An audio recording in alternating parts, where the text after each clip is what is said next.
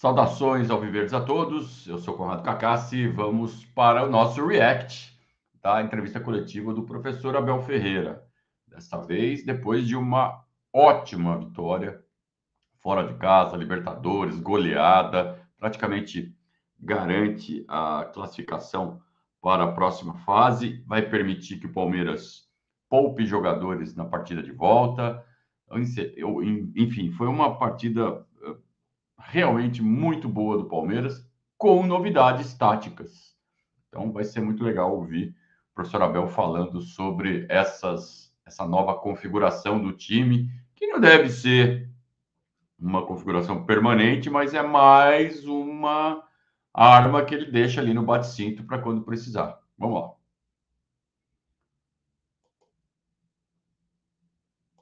Johan, de medio primera línea, acá de Perú. Las expectativas del partido en la previa eran relacionadas a este resultado tan abultado, 4-0, y sobre todo, ¿qué es lo que destaca más de su equipo en esta goleada en el partido de ida ante Universitario de Deportes? Primeiro... Eu não entendi muito bem o que ele perguntou, mas por cima ali ele fez um preâmbulo e falou o que você achou do time nessa goleada. Boa noite a todos. Eu gostaria de falar em espanhol, mas não sou bom o suficiente para falar em espanhol. Olha, na fase de Libertadores, acho que foi a primeira vez, não me lembro do Libertad sofrer mais que 2 golos. Não me recordo de Universitad sofrer mais que 2 golos. Então, nós estávamos preparados para uma equipa consistente defensivamente, muito boa nas transições e forte nas bolas paradas. Universitário calhou num grupo de Libertadores muito forte e conseguiu passar. Então nós estávamos à espera de muitas dificuldades hoje aqui. A verdade é que se há jogos em que às vezes as coisas nos correm mal,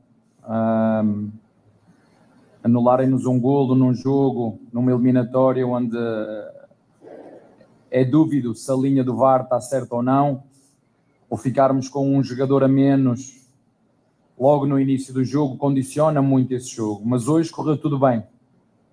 Primeira oportunidade que tivemos, sacamos um penalti, logo a seguir outra fizemos, e agora o que nós vamos à procura, porque temos muito trabalho para fazer. Esta é uma equipa que este ano saíram 18 jogadores, entraram 15, alguns deles vindo da base, outras contratações, e portanto o trabalho que nós temos é imenso, e agora é dar consistência a isto, sabendo que vamos ter altos e baixos, mas sim, hoje foi um jogo perfeito da nossa parte, mas ainda falta um jogo em nossa casa, mas Universitário não é isto que mostrou hoje. Hoje foi um jogo que tudo nos correu bem.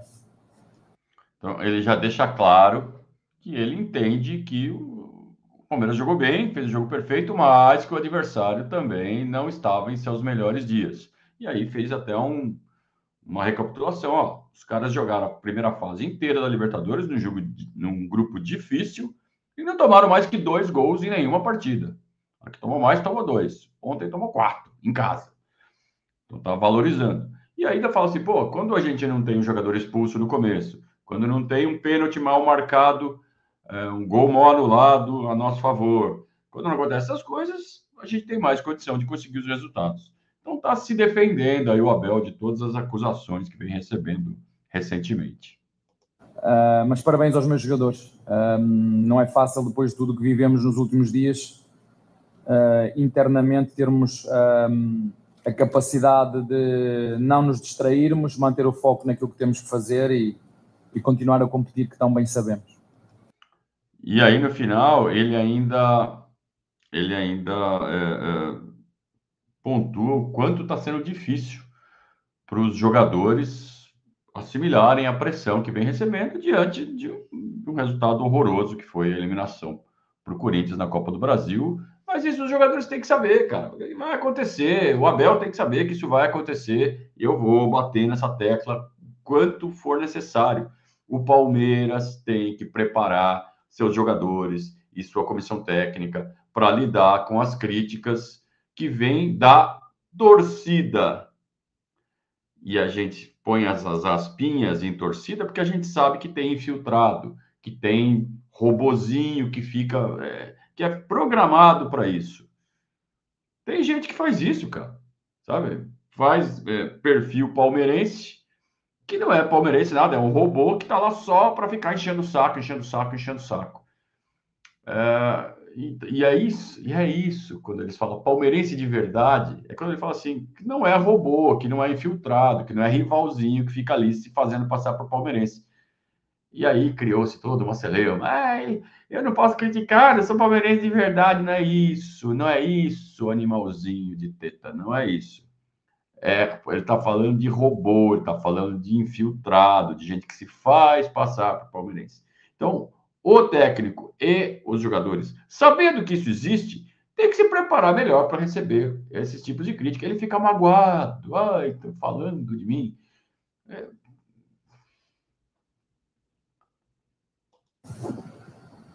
Boa noite, Abel. Hoje, pela primeira vez, você escalou o Vitor Roque e o Flaco Lopes, né, como uma dupla de ataque. Já tinha dado sinais na última coletiva de que isso era uma possibilidade. Você vê essa como uma escalação que seria meio que essa formação ideal para o time agora?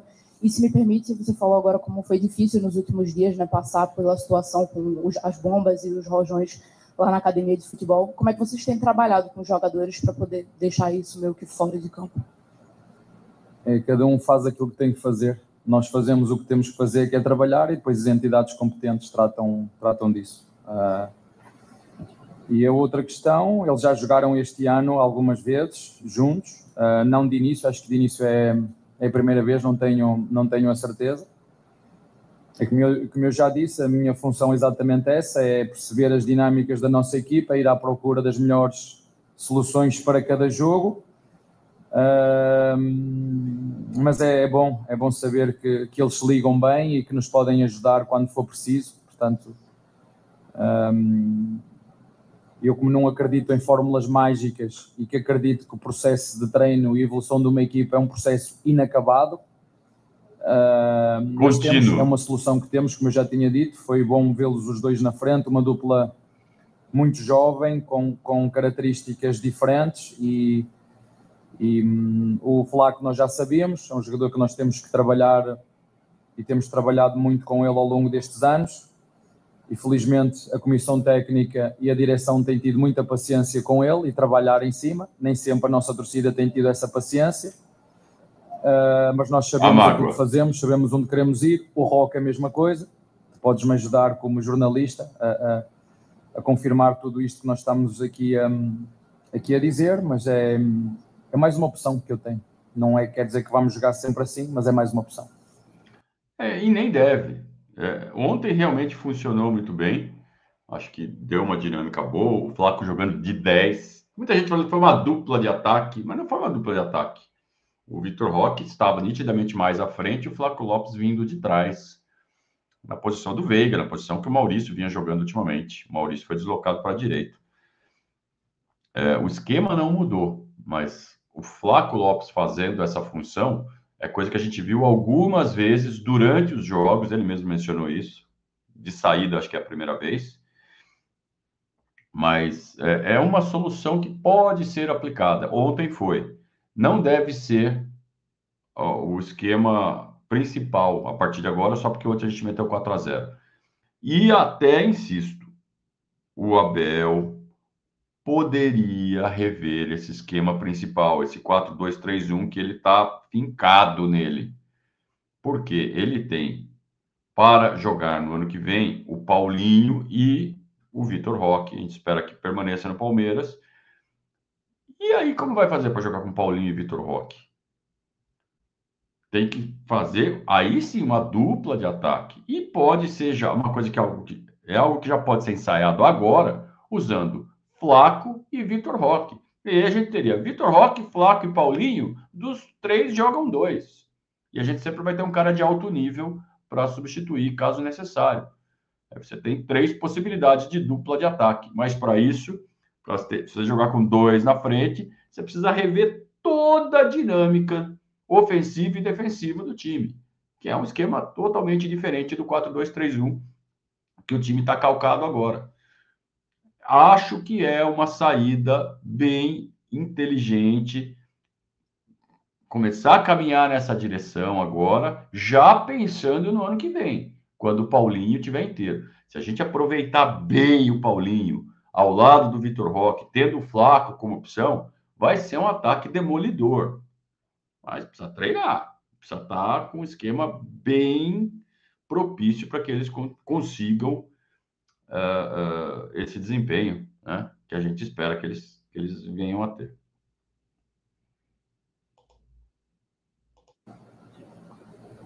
Boa noite, Cielo do WebIn Sports. Eu quero saber quais foram os pontos claves para sentenciar o jogo nos primeiros 30 minutos. Obrigada. Olha, obrigado pela pergunta. Claramente, o posicionamento defensivo equivocado do Universitário, mas o Abel não vai falar isso por questões éticas em respeito ao colega dele. Eficácia. Eu falo muito na eficácia e na eficiência. Nós somos uma equipa que, por norma, cria oportunidades de golo. E acho que hoje correu tudo bem. Em 30 minutos, como tu disseste, tivemos as vezes que nós lá fomos, conseguimos ser extremamente eficazes, com jogadas de boas combinações, aproveitar muitas vezes o espaço que o nosso adversário dava nas costas, uma linha de uma equipa que jogava com uma linha de 5 e nós tivemos calma e paciência e dinâmica. Linha de 5, vírgula. Em tese era uma linha de 5, mas os dois laterais estavam espetados, eram alas, então ficou uma linha de 3 ali, praticamente isolada e sem proteção, sendo que os nossos pontas abriram essa linha de 3. E aí ficou o Vitor Roque no mano a mano com o Riveiros. Aí ficou fácil. Que é para conseguir criar essas oportunidades, e o mais importante do que criar é fazer, e é sempre bom, em função daquilo que tem sido a nossa campanha na Libertadores, continuar com esta toada e dar os parabéns aos nossos jogadores pela forma como se entregam, pela forma como trabalham, pela forma como acreditam naquilo que a comissão técnica diz, e realmente nós, quando estamos dentro do CT juntos e unidos, e os nossos torcedores também nos ajudam, somos uma equipa forte, mas como te disse, há muito trabalho pela fazer, há um processo que tem que ser feito e consistência, precisamos de agarrar a consistência, e a consistência leva tempo. Boa. Buenas noches, profesor. Por aquí, Rodrigo Robles, Las Cosas Como Son. Profesor, quería consultarle si se imaginaba un partido así, ¿no? Tal cual, con un resultado tan abultado, teniendo en cuenta también que se enfrentaban al bicampeón del fútbol peruano, y también qué decir de la hinchada de Universitario, que hoy día el estadio está repleto, ¿no? Lleno. Ele perguntou se o Abel esperava uma partida como foi diante do bicampeão peruano. O Abel já fez assim, não, com a cabeça. E o que ele achou da torcida do Universitário, que lotou o Estádio Monumental de Lima ontem e deu realmente um belo espetáculo, pelo menos antes do jogo, né? Depois eles murcharam, né? Porque já estava 2-0 com 10 minutos. Mas vamos ver o que o Abel fala. Eu já andei escutando os comentários aí que ele cornetou a nossa torcida. Olha, tenho que ter cuidado ao falar dos hinchas, né? Mas a verdade é que encheram o estádio e, corrijo-me, estavam a perder 4-0 e estavam a aplaudir os seus jogadores, certo? Era isso que estavam a fazer. Porque é um time que está vindo de 12 resultados sem derrota, estava vindo. Então, a torcida estava de bem com o time. E a torcida do Palmeiras, quando está nessas sequências positivas, também aplaude nas derrotas. A torcida do Palmeiras faz isso e o Abel está prestes a ser injusto com a nossa torcida agora. A torcida do Universitário estavam a perder 4-0 e estavam a puxar pela equipa. Parabéns. Parabéns. Porque realmente é isto, futebol é paixão. E é isso, Abel, futebol é paixão. Então a torcida do Palmeiras, quando ela reclama do time no estádio, é paixão, cara.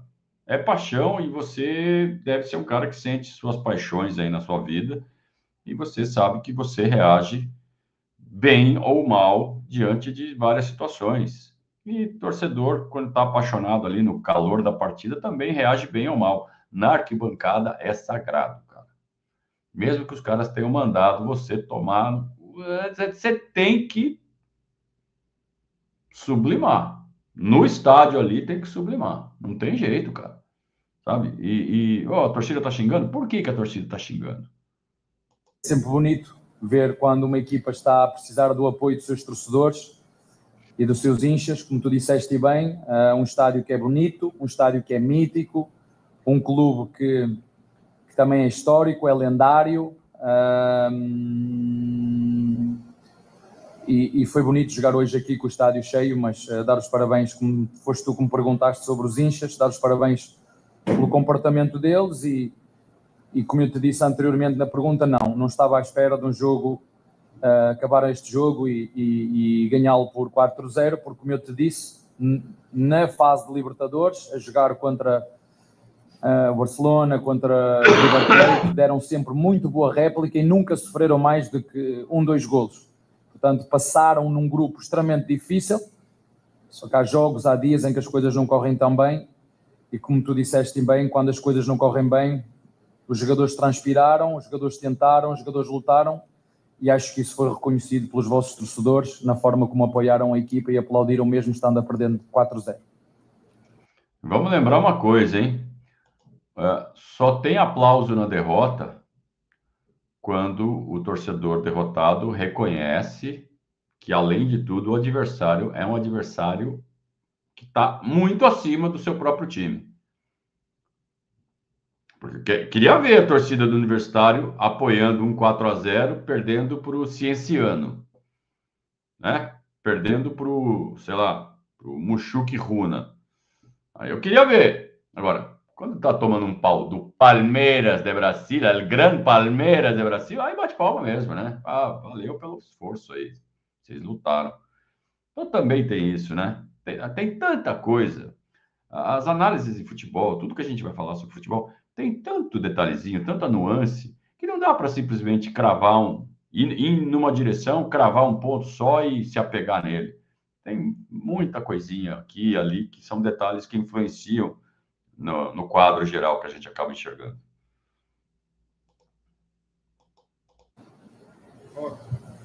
Profesor Abel, ¿qué tal? Muy buenas noches, espero se oye bien desde Teledeportes. En 2021 también enfrentó a Universitario, en el primer partido de la fase de grupos. Usted en la conferencia de prensa... Desculpa, o River? Não. Universitário. O Palmeiras já jogou com o Universitário em 2021, na fase de grupos. Foi isso que está colocando o nosso repórter peruano. Fue su primer rival en 2021. Sí. Usted tuvo palabras de elogio hacia el Estadio Monumental, pero fue un partido en contexto distinto. 3-2. Un partido a puertas cerradas. Hoy, con este tema del público, pandemia, con este tema de la evolución que ha tenido Universitario en los últimos años, ¿qué considera usted que, así como Universitario, los demás clubes peruanos puedan tener mayor competitividad en Copa Libertadores, mayor oportunidad de progreso para que puedan, con el tiempo, ir a la par con equipos argentinos y brasileños que hay diferencias de presupuesto, obviamente? Ele está pedindo para o Abel falar sobre a evolução dos times peruanos, como ele enxerga a evolução dos times peruanos de 2021 para cá. O Palmeiras jogou contra o Universitário em 2021, foi 3-2 lá, um jogo de pandemia, portões fechados. O Palmeiras arrancou a vitória no último lance com o gol do Renan. E os clubes peruanos vêm melhorando nos últimos anos. Então, ele quer que o Abel diga a percepção dele sobre isso, se realmente estão melhorando na percepção dele, e se ele enxerga que, eventualmente, os times peruanos podem um dia fazer frente aos times brasileiros e argentinos, jogar de igual para igual. Foi o que eu entendi. Olha, em primeiro lugar, deixa-me dizer que vocês são muito simpáticos e acolhedores. Nós chegamos aqui e às vezes os torcedores do adversário costumam... Isso é respeito, cara. A ser mais agressivos, a molestar o adversário. Quando é na Argentina, no Uruguai, é assim mesmo, porque é de igual para igual. Quando você vai jogar no Peru, na Bolívia, na Venezuela, é claro que eles olham de baixo para cima, em termos de futebol. Então, tem um respeito. Se vem o River Plate jogar aqui no Brasil, e virá provavelmente daqui a algumas semanas, não vão ser recebidos com flores. Agora, se vier o Real Madrid jogar um torneio amistoso aqui, Ou mesmo, sei lá, vai tem um campeonato, chama o Real Madrid, vem jogar aqui.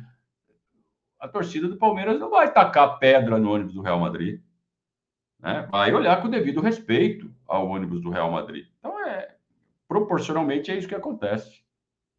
E alguns aplaudiram, disseram adeus, e eu agradeço por essa simpatia, por essa cultura e por essa forma como nos receberam aqui. A segunda é dizer-te, sim, quando jogámos aqui em 21, certo?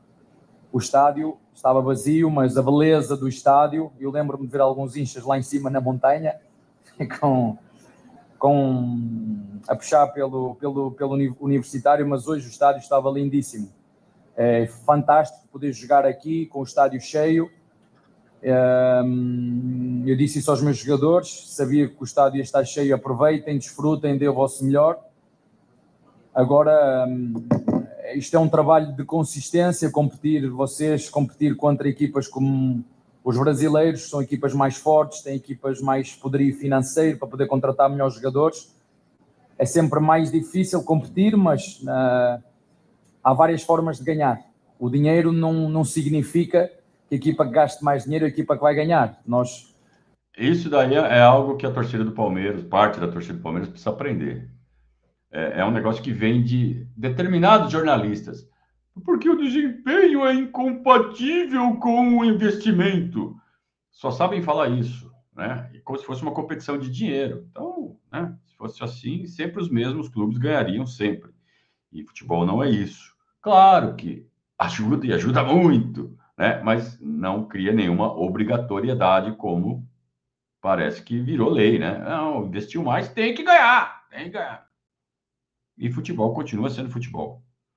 O Paris Saint-Germain anda a gastar dinheiro há tantos anos e só o ano passado é que conseguiu ganhar a Liga dos Campeões. Portanto, não é a equipa que gasta mais dinheiro que nós temos a certeza que vai ganhar. Agora, quando há um investimento maior, como foi o caso do Palmeiras, em função das vendas que fizemos, nós somos os favoritos e temos que mostrar isso dentro do campo. Mas nós sabíamos da dificuldade que íamos encontrar. Vocês continuarem a acreditar no trabalho que é feito aqui e dar consistência àquilo que têm vindo a fazer. Agora, temos que ser sinceros e entender que há uma diferença.